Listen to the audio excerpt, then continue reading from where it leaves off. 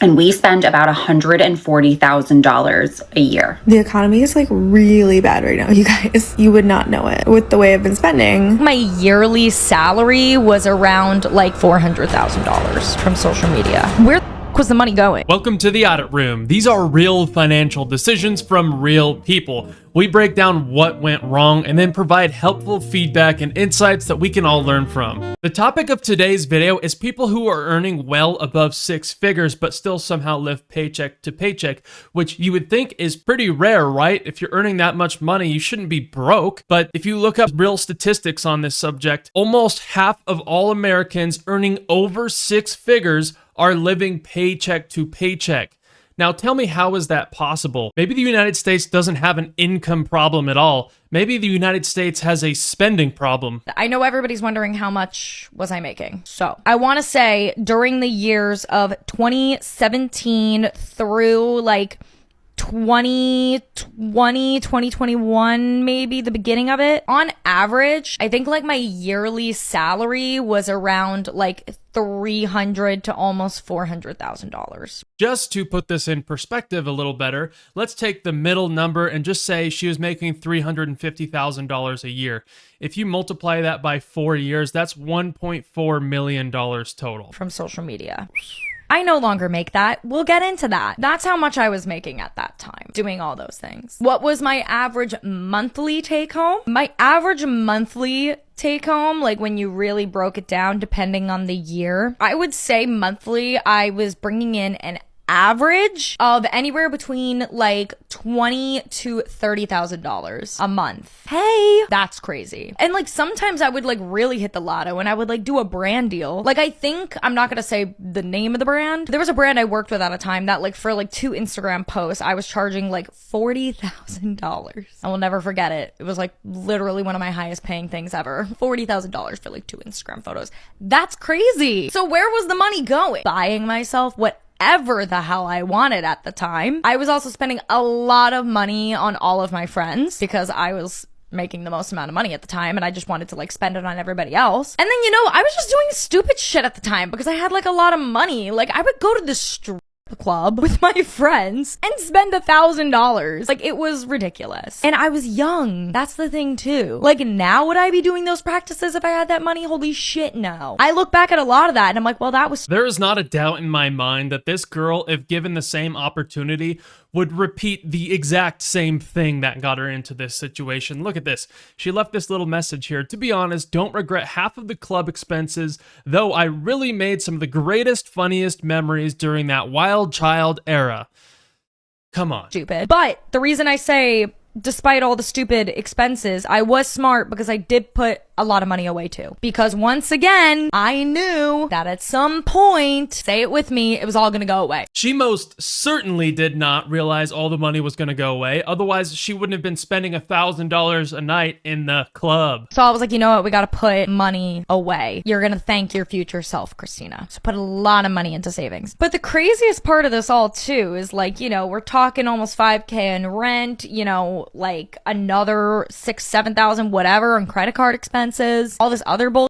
That's a lot of money. But it was insane because realistically, at the time, I could afford it, which was crazy. The thing that really blows my mind right now, and it's just so hard to think about with this one, is if she paid herself $100,000 every year from 2017 to 2021, and then she invested the remaining amount of money, so she invested $250,000 every year, and then just left it and didn't add any more money after that, she would have almost $3 million today in her investment account.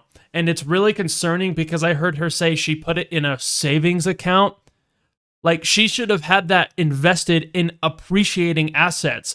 See, when you put your money in a savings account like that, you're actually losing a percentage every year to inflation. And yes, high yield savings accounts exist, but I'm willing to bet money that she just opened a standard bank account and just got paid very minimal, if any at all, interest on her money. This user left a comment on our video saying, I don't understand why people don't buy homes during this. And Christina Harris, who is the original creator of this video, said, trust me, being older and wiser now, I wish that was the first thing I did. But to my defense, I was 17 and didn't even know where to begin with that. A lot of the financial decisions had to do with my age at the time, aka young and dumb. I had a teacher in school who once told me it's not a crime to be stupid, but it is a crime to stay stupid. Unfortunately, in the United States, they really don't even teach financial education in high school. So I get it. A lot of people have no idea what they're doing when they go out on their own. And a lot of people's parents actually give them really bad advice too.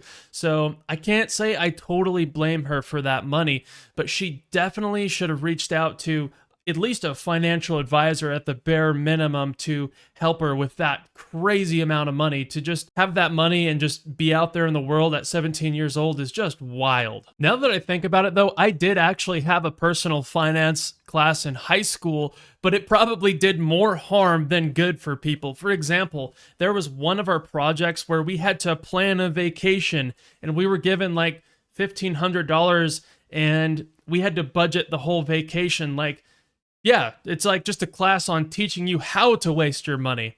And don't even get me started on the stock thing. They do this whole thing where they give you 10,000 fake dollars and then you have to invest it into stocks to see who can make the most money on it. Trying to make the most money with $10,000 in a matter of like a month just really teaches people like gambling habits, to be honest, because they're not teaching you long-term investing. Long-term investing can sometimes take years before you see the results of compounding interest. No, in this class, you get $10,000 and in 2 months, you have to make the most money. And the person who makes the most money actually wins a prize at the end. So you're literally incentivized to buy these like crazy, risky, small startups to see if, you get lucky and make some money on it.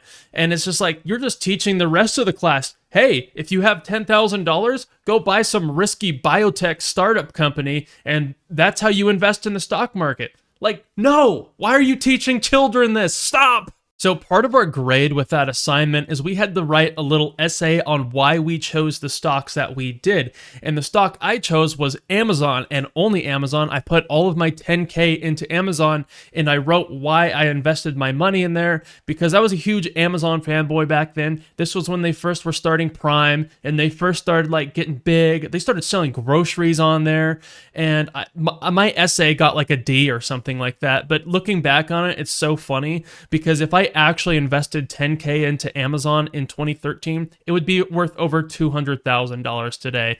So yeah, that's pretty much the gist of personal finance high school classes in the United States. Do you like free money? Well, that's good news for you, because when I hit 1,000 subscribers, I'm gonna give away free money, absolutely free. All you have to do is subscribe to my channel, like this video, and comment down below. That enters you into the contest to have a chance of winning the $150 absolutely free. And when I hit 1,000 subscribers, I'm gonna pick the lucky winner. This channel is growing fast, so do not miss out on your chance to win the free money. I'm currently down a rabbit hole with my finances, and I'm thinking this stuff is really interesting, and I wanted to share it with you guys for true transparency. I'm looking at how much I spent last year versus this year, and I'm on track to spend about the same.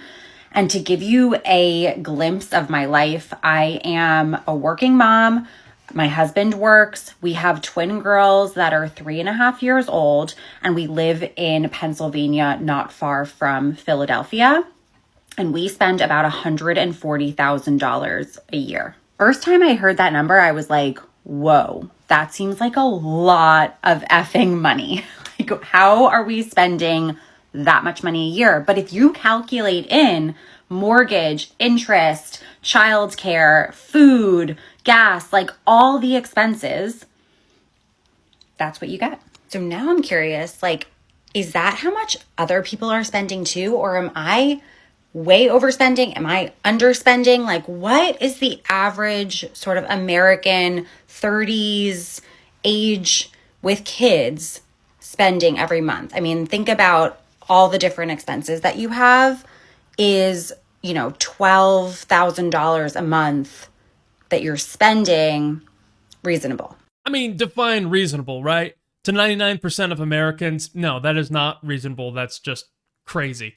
But to the top like 0.1% of earners in the country who are earning 7-figure incomes, I'm sure, yeah, they spend, around 2/10 of their income. Well, I can't really give my opinion on if she's recklessly spending her money or not because her income is never disclosed. If between her and her husband are making like $700,000 a year, then yeah, that's not so bad. But between her and her husband, if they're making like $150,000 a year, then that's pretty bad. But unfortunately, the way that she's kind of alluding to it, it does seem like they're just spending everything that they make. This user commented, "Girl, we don't even make $140K a year. It's not normal." And honestly, yeah, I'm kind of wondering if this is just a weird way for her to like flex about how much money they're making without just straight up saying how much money they're making. But I don't think she realizes this is not the flex that she thinks it is. This user asks her, "Are you counting investments like 401k, IRA, brokerage accounts as spending? How much are you putting into investments a year? Based on spending, it should be like $60,000. And she replied saying, "It should be, but it's sadly not. We barely put in 20K this year." Now, like I said before, I don't know how much she's making. She never disclosed that in this video. But if she's making what kind of everybody's thinking that she's making, and she can actually invest like $60,000 a year, that would leave her kids with generational wealth.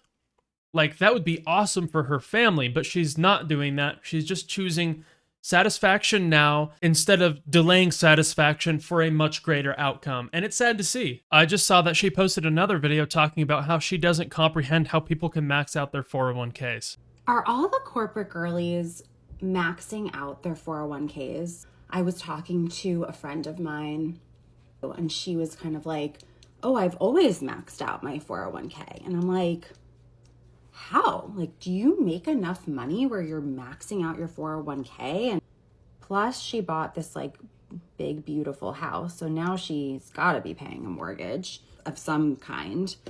And if she's still maxing out her 401k, like she must be making so much money, right? If you are maxing out your 401k, like how much money do you make, if you don't mind me asking? And if you're not, like, if you kind of have the same history as me, are we okay? Well, the thing is, maxing out a 401k actually means you're putting $24,500 a year into it because that's how much the government allows you to put into your 401k. But when most people hear the word maxing out, or when they talk about maxing out their 401k, a lot of them are just referring to the fact that they're putting enough money in to get the max employer match. So if an employer match does like 10% of their paycheck, they'll put 10% in and they call that maxing it out. So yeah, not too many people actually do max out their 401k. I personally don't max out my 401k, but I do invest into other things like a Roth IRA and then just my standard brokerage account. Because when you invest into a 401k, that money is essentially locked behind a tax paywall until you turn the age of 65, and there's a penalty, of course. So I invest some of my money into my just standard taxable brokerage account, where I don't get the good tax deal, but then at least the money is liquid if I need it for something, like if I want to buy a house or invest into a business. But let's be honest, she's probably not investing like she should. She's probably spending her money like the woman in this next video. What is one bad financial decision that you regret making in life? Okay, when I was young, I blew my credit cards. Maxing them out? Maxed them out. I'm like, oh, I'll pay it. The other circumstances happen, didn't pay them. You know what I'm saying? Life happens, so I would say that, you know what I'm saying? Yeah. Credit card bills. What did you max out your credit cards on? Ooh, a lot of stuff, like designer. The craziest part of this whole thing is for me to just comprehend how these people are spending that much on their credit cards, maxing them off to the point where they can't pay them. If I was in that position, I wouldn't be able to sleep at night. And they're just out there like not caring. And I just can't believe it. She said she still doesn't have her credit cards paid off. She just had to kind of ignore them. So did they go to collections? Did she file bankruptcy? But she's just out here like presumably downtown spending more money. Like, how are you sleeping? The economy is like really bad right now, you guys. And You would not know it with the way I've been spending, but it's like really bad. I have actually worked with somebody who was making about $80,000 a year, and he would complain day after day, "Oh, the economy is so bad. I don't have enough money. We're just living paycheck to paycheck. I've got to put some things on the credit card. We could barely getting by." And I said, "Well, do you budget?" And he was like, "No." So I said, "Hey, write out a budget, see what all your money is going to, and figure out what you're spending your money on, because that's a lot of money that you're going through." A month later, he comes up to me and he says, "I went through the numbers and I kept track of what I spent last month. We spent over $1,000 on DoorDash alone." So yeah, I get it. The economy is rough. Jobs don't pay as much as they used to. Inflation is rampant. But if you're spending $1,000 a month on DoorDash, you are living like a literal king. You are living a life of luxury. So don't sit here and complain about how poor you are, because 100 years ago, treatment like that was basically impossible unless you were royal. So yeah, spending $1,000 a month on DoorDash is pretty bad, but at least he wasn't getting a loan every time he ordered it like this girl is. You got kicked off Affirm. It makes sense to me. You're getting what you want when you want it, but you're only paying it in fourths. So like 1/4 and then 1/4 and 1/4. Yeah, but why'd you get kicked off? I bought my mom a purse for her birthday. How much was the purse? I think it was like $400. You bring in $50,000 a year. Well, rent's only $500. $570. Hearing that number of rent's usually the biggest ongoing expense. So maybe it was so high that she's almost forced to Afterpay for groceries. No.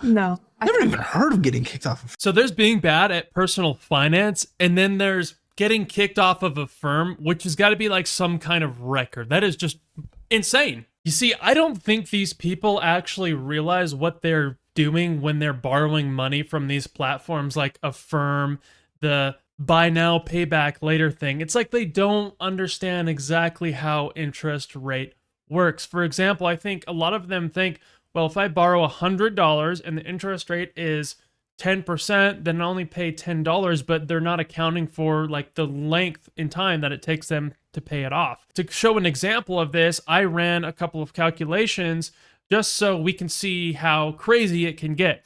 So if you borrow $10,000 at a 10% APR and you pay it off in 1 year, you're only going to pay about $550 in interest. If you pay it off in 5 years, you're going to pay $2,750 in interest. And if you pay it off in 10 years, it takes you 10 years to pay this thing off, you're going to pay around $5,850 in interest. So we went from $550 in interest to over $5,000 in interest. So it's kind of a big deal when you borrow money. Like, you got to make sure you pay it off quick, or you're just totally going to get executed with interest. A good way to understand it is that interest rate is compounding just as it would if you invested into the stock market. That's the end of this video. If you've got a crazy financial story that you want to share, go ahead and drop it down in the comments, and I'll try my best to get back to you. Thank you for watching. This is the Audit Room.